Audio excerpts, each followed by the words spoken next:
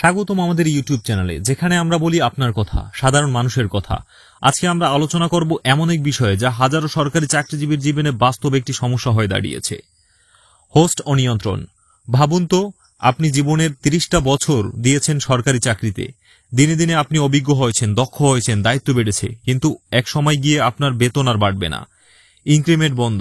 শুধু তাই না, আপনি চাকরি করেই যাচ্ছেন, কিন্তু আপনার সহকর্মী যিনি প্রমোশন পেয়েছেন তিনি একই সার্ভিসে থেকেও প্রতিবার ইনক্রিমেন্ট পাচ্ছেন। এটা কি ন্যায্য?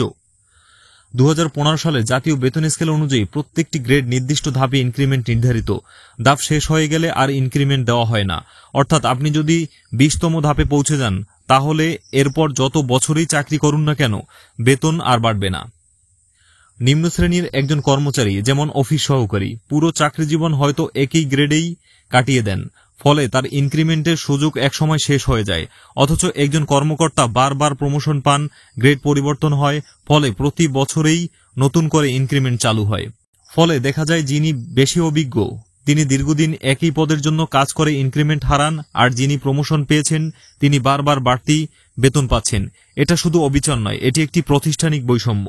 মূল সমস্যা লুকিয়ে আছে 2015 সালের বেতন স্কেলের প্রজ্ঞাপনে। এখানে এমন কোনো ব্যবস্থা রাখা হয়নি যাতে সর্বশেষ ধাপে পৌঁছানোর পরও অভিজ্ঞতার ভিত্তিতে কর্মচারীরা কিছু ইনক্রিমেন্ট পেতে পারেন।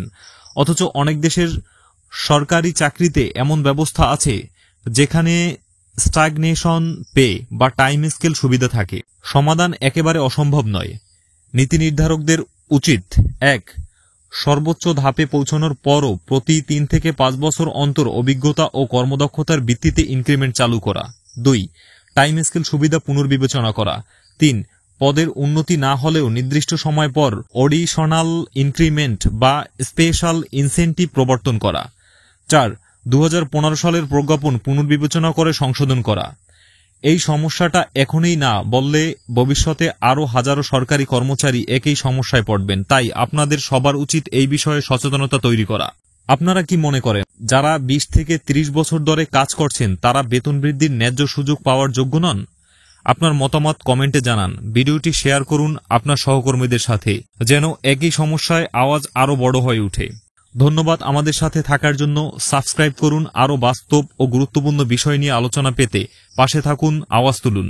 জয় হোক কর্মচারীদের ন্যায্য অধিকারের। আল্লাহ হাফেজ।